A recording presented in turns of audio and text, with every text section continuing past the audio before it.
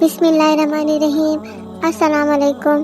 آج ہم آپ کو حضرت عائشہ کے آنسو کے بارے میں بتائیں گے کہ کس طرح سے کافروں نے حضرت عائشہ پر الزام لگایا۔ یہ پارٹ 2 ہے اور پہلا حصہ ہم آپ کو پارٹ 1 میں بتا چکے ہیں۔ اتنے میں رسول اکرم صلی اللہ علیہ وآلہ وسلم میرے پاس تشریف لائے اور سلام کیا اور دریافت فرمایا کیا حال ہے۔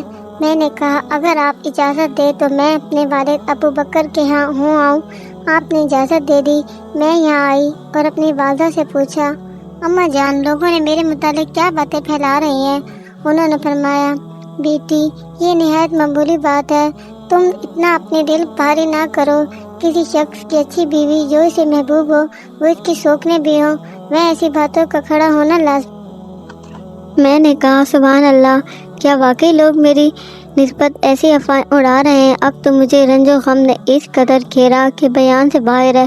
اس وقت سے جو رونا شروع ہوا واللہ ایک دم بھر کے لیے میرے آنسو نہیں تھمے۔ میں سر جھکائے روتی رہی۔ کہاں کا کھانا پینا، کہاں کا سونا جاگنا، کہاں کی بات چیت، بس رنج عالم رونا۔ ساری رات اسی حالت میں گزری، آنسو کی لڑی نہ ٹوٹی۔ دن کو بھی یہی حال رہا۔ آپ صلی اللہ علیہ وسلم نے حضرت علی اور حضرت زید کو بلایا اور ان سے پوچھا تو حضرت زید نے کہا اے اللہ کے رسول، ہمیں آپ کی اہلیہ پر کوئی برائی نہیں جانتے، ہمارا دل تو ان کی معصومیت، عزت و شرافت کی گواہی دینے کے لیے حاضر ہے۔ ہاں حضرت علی نے جواب دیا یا رسول اللہ، خدا تعالیٰ کی طرف سے آپ کو کوئی تنگی نہیں ہے، عورتیں ان کے سوا بہت ہیں، اگر آپ گھر کی خادمہ سے پوچھیں تو آپ کو صحیح واقعہ معلوم ہو سکتا ہے۔ آپ نے اسی وقت گھر کی خادمہ حضرت بریرہ کو بلوایا اور ان سے فرمایا حضرت عائشہ کی کوئی بات شک و شبہ والی آپ نے دیکھی ہے؟ حضرت بریرہ رضی اللہ تعالیٰ عنہ نے کہا خدا کی قسم میں نے آج تک کوئی ایسی بات نہیں دیکھی۔ ہاں صرف یہ بات ہے کم عمری کی وجہ سے ایسا ہو جاتا ہے، کبھی کبھی گندھا ہوا آٹا یوں ہی رکھا رہتا ہے اور بکری آٹا آ کر کھا جاتی، اس کے سوا میں نے ان کا کوئی قصور نہیں دیکھا۔ چونکہ کوئی ثبوت اس وقت نہ ملا اس لیے رسول اکرم صلی اللہ علیہ وسلم نے ممبر پر کھڑے ہو کر کہا کون ہے جو شخص مجھے ان ایذاؤں سے بچائے جس نے مجھے ایذائیں پہنچاتے اب میرے گھر والوں کے بارے میں مجھے ایذائیں پہنچانی شروع کر دی ہے، اور جہاں تک میں جانتا ہوں مجھے اپنے گھر والیوں میں سوائے بھلائی کی کوئی چیز معلوم نہیں ہوتی۔ جو شخص یہ نام لگا رہے ہیں میری داست میں اس کے متعلق سوائے بھلائی کے اور کچھ نہیں، اور میرے ساتھ ہی گھر میں آتا ہے۔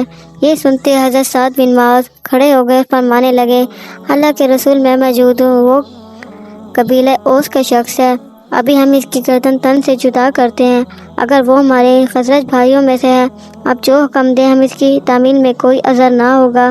یہ سن کر حضرت سعد بن عبیدہ رضی اللہ تعالیٰ عنہ کھڑے ہو گئے۔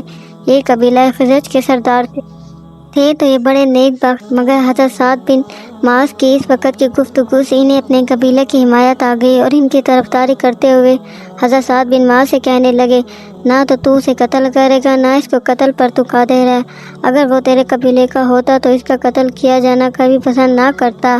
یہ سن کر حضرت سعید بن جفیر بھی کھڑے ہو گئے، یہ حضرت سعد بن معاذ کے بھتیجے تھے، کہنے لگے اے سعد بن عبادہ رضی اللہ تعالیٰ عنہ تم جھوٹ کہتے ہو، ہم اسے ضرور مار ڈالیں گے، آپ منافق ہیں، منافقوں کی طرفداری کر رہے ہیں۔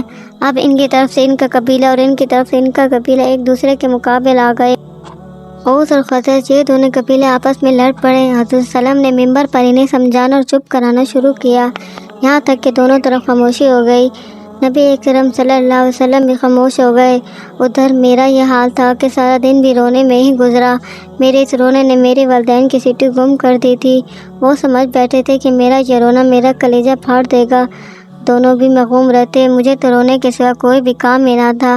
انصار کی ایک عورت آئی، وہ بھی میرے ساتھ رونے لگی۔ ہم یوں ہی بیٹھے ہوئے تھے کہ رسول صلی اللہ علیہ وسلم تشریف لائے اور سلام کر کے میرے پاس بیٹھ گئے۔ خدا کی قسم جب سے یہ بہتان بازی شروع ہوئی تھی رسول اکرم صلی اللہ علیہ وسلم میرے پاس کبھی نہیں بیٹھے تھے۔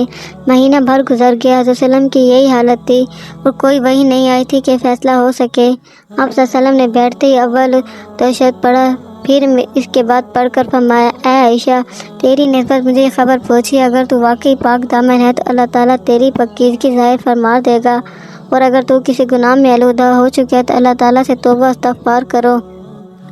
بندہ جب گناہ کر کے اپنے اقرار اور گناہ کے ساتھ خدا کی طرف جھکتا ہے، اس سے معافی طلب کرتا ہے تو اللہ تعالیٰ اسے بخش دیتا ہے۔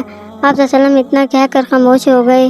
یہ سنتے ہی میرا رونا دھونا سب جاتا رہا، آنسو تھم گئے، یہاں تک کہ آنسو کا ایک قطرہ بھی نہ پاتی تھی۔